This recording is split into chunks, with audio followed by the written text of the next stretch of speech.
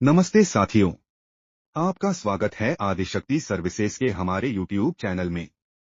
सीमित खरीद के कारण तुवर के सरकारी स्टॉक में भारी गिरावट देखने को मिल रही है।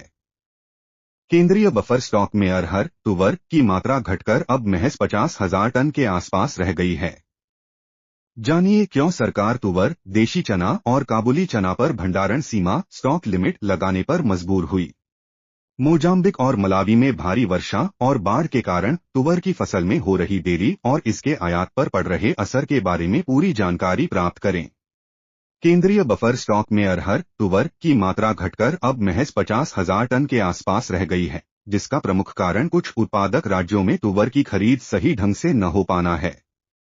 न्यूनतम समर्थन मूल्य पर खरीद से ज्यादा सफलता नहीं मिलने के बाद सरकार ने प्रचलित बाजार भाव पर भी तुवर खरीदने का प्रयास किया, लेकिन किसानों ने सरकार को अपना दलहन बेचने में ज्यादा उत्साह नहीं दिखाया।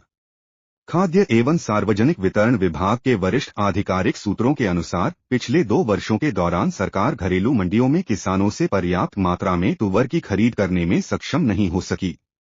खरीदारी कम होने के अलावा कुछ व्यापारियों और मिलर्स द्वारा अपने स्टॉक के विवरण का खुलासा नहीं किया गया या आंशिक ब्यौरा ही दिया गया, जिससे सरकार को तुवर पर भंडारण सीमा लगाने का निर्णय लेना पड़ा। खाद्य मंत्रालय ने 21 जून को एक आदेश जारी करके तुवर, देशी चना और काबुली चना पर तत्काल प्रभाव से भंडारण सीमा स्टॉक लिमिट लागू कर दी है। यह आदेश 30 दिसंबर 2024 तक प्रभावी रहेगा। सरकार को उम्मीद है कि इस नियम से घरेलू बाजार में इन दलहनों की आपूर्ति और उपलब्धता बढ़ेगी और कीमतों में नरमी आएगी। विशेषज्ञों का कहना है कि भारत और अफ्रीकी देशों में तुवर की आपूर्ति का ऑफ सीजन चल रहा है और केवल म्यांमार से इसका अच्छा आयात हो सकता है।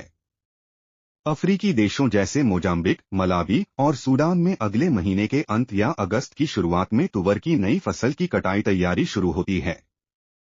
हालांकि इस बार मोजाम्बिक और मलावी में भारी वर्षा और भयंकर बाढ़ के कारण बिजाई में 15 से 20 दिन की देर हो गई, जिससे फसल की कटाई में भी विलंब होने की संभावना है और सही समय पर आयात होने पर संदेह है।